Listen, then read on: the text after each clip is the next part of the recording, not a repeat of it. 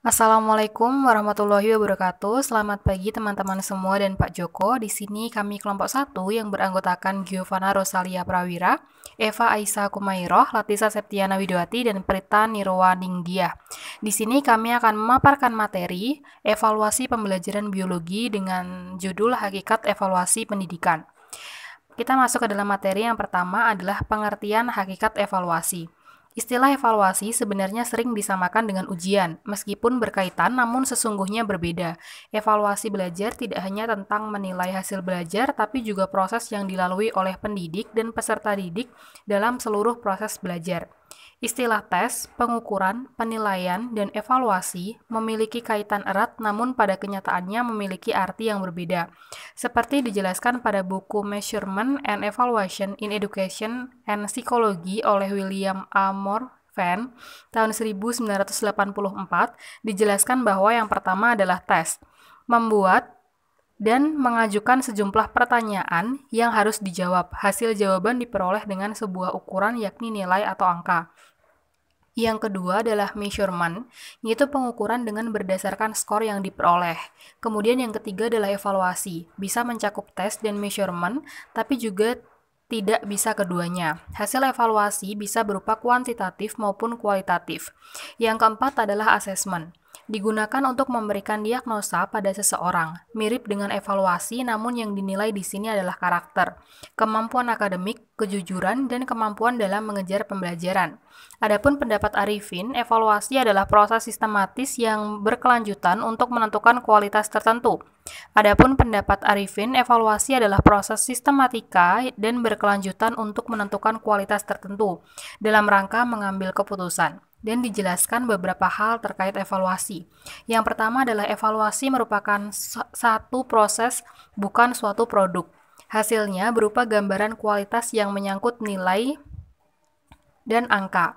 Yang kedua adalah tujuan evaluasi adalah untuk menentukan kualitas dari suatu yang berkaitan dengan nilai dan arti. Yang ketiga adalah proses evaluasi harus ada pemberian pertimbangan yang nantinya digunakan untuk menentukan nilai dan arti dari sesuatu yang akan dievaluasi. Kemudian yang keempat adalah pemberian pertimbangan harus berdasarkan dengan kriteria tertentu. Proses evaluasi. Yang pertama ada input, adalah bahan mentah yang dimasukkan ke dalam transformasi. Dalam dunia sekolah, maka yang dimaksud dengan bahan mentah adalah calon peserta didik yang baru akan memasuki sekolah. Sebelum memasuki suatu tingkat sekolah atau institusi, calon peserta didik itu dinilai dahulu kemampuannya. Yang kedua yaitu output, adalah bahan jadi yang dihasilkan oleh transformasi. Yang dimaksud dalam pembicaraan ini adalah peserta didik lulusan sekolah yang bersangkutan untuk dapat menentukan apakah peserta didik berhak lulus atau tidak. Perlu diadakan kegiatan penilaian. Yang ketiga, transformasi, adalah mesin yang bertugas untuk mengubah bahan mentah menjadi bahan jadi. Dalam dunia sekolah, sekolah itulah yang dimaksud dengan transformasi. Sekolah itu sendiri terdiri dari beberapa mesin yang menyebabkan berhasil atau gagalnya sebagai transformasi. Bahan jadi yang diharapkan dalam hal ini peserta didik lulusan sekolah ditentukan oleh beberapa faktor sebagai pekerjaannya. Unsur-unsur yang ada. Unsur-unsur transformasi sekolah tersebut antara lain seperti guru dan personal lainnya, metode mengajar dan sistem evaluasi, sarana penunjang dan sistem administrasi. Kemudian yang keempat ada umpan balik atau feedback, adalah segala informasi baik yang menyangkut output maupun transformasi. Umpan balik ini diperlukan sekali untuk memperbaiki input maupun transformasi. Lulusan yang kurang bermutu atau yang tidak siap pakai yang belum memenuhi harapan akan menggugah semua pihak untuk mengambil tindakan yang berhubungan dengan penyebab kurang bermutunya lulusan.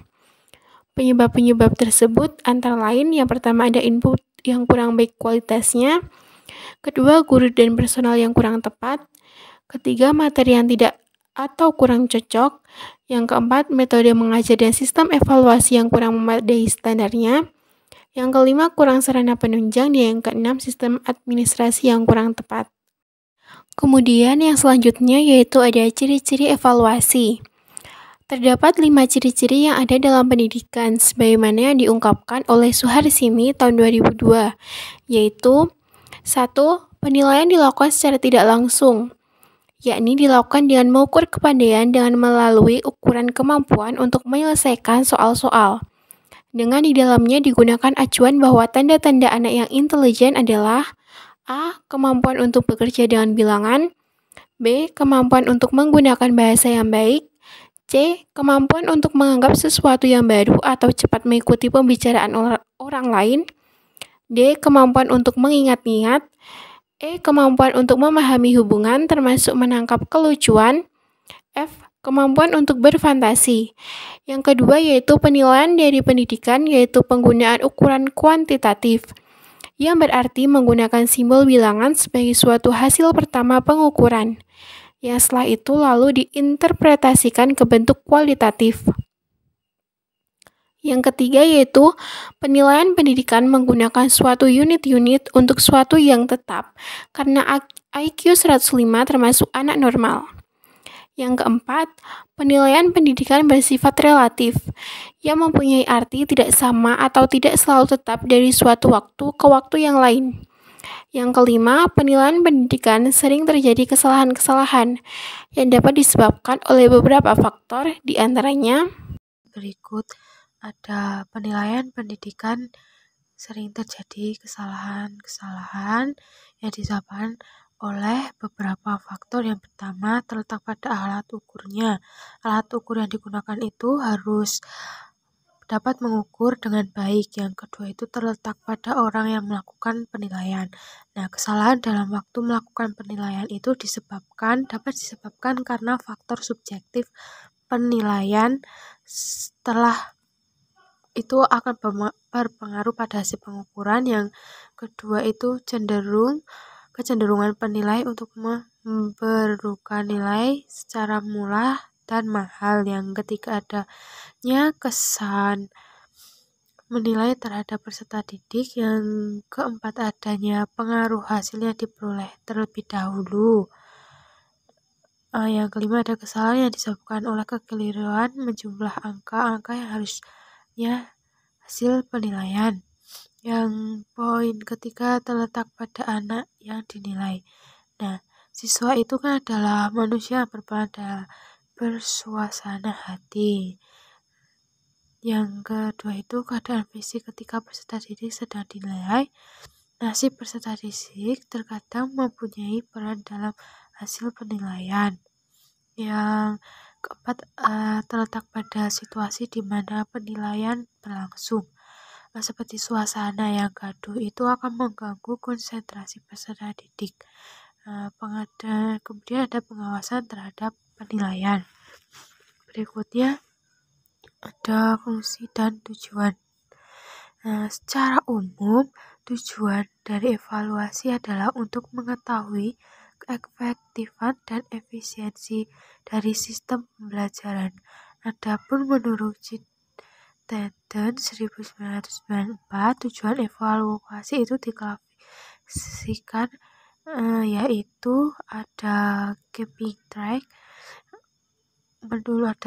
menelusuri atau melacak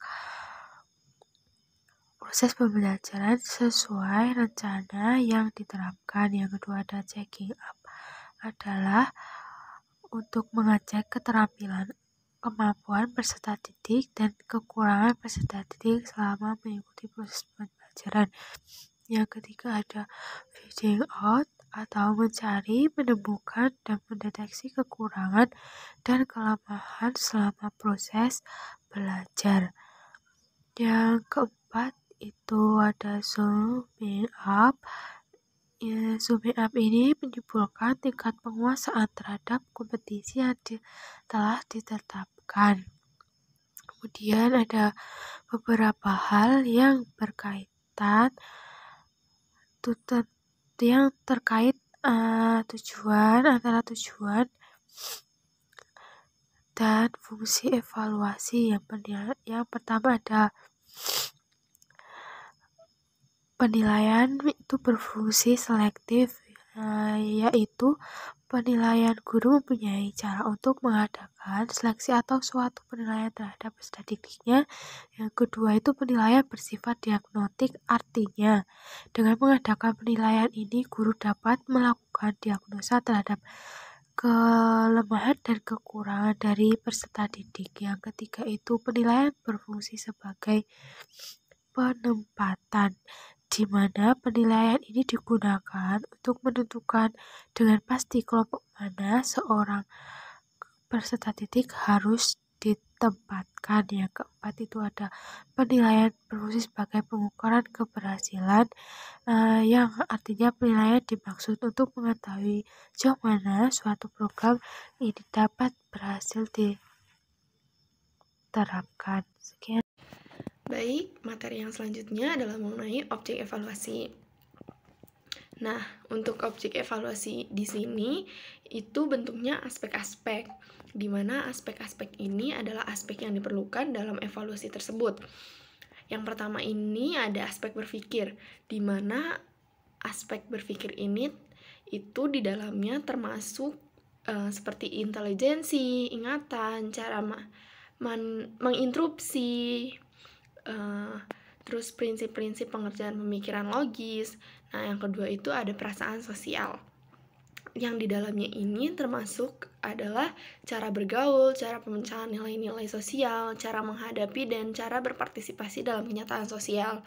Nah, yang ketiga ini ada aspek keyakinan sosial dan kewarganegaraan, yang menyangkut pandangan hidupnya terhadap masalah-masalah sosial, politik, dan ekonomi. Yang keempat ini ada apresiasi seni dan budaya. Yang kelima ini ada minat, bakat, dan hobi. Yang keenam ada perkembangan sosial dan personal. Adapun juga terdapat beberapa aspek kepribadian yang memang perlu diperhatikan dalam penilaian dari ruang lingkup objek evaluasi. Nah, yang pertama itu ada kesehatan dan perkembangan fisik.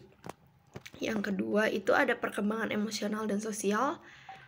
Yang ketiga ada tingkah laku etis, standar personal, dan nilai-nilai sosial.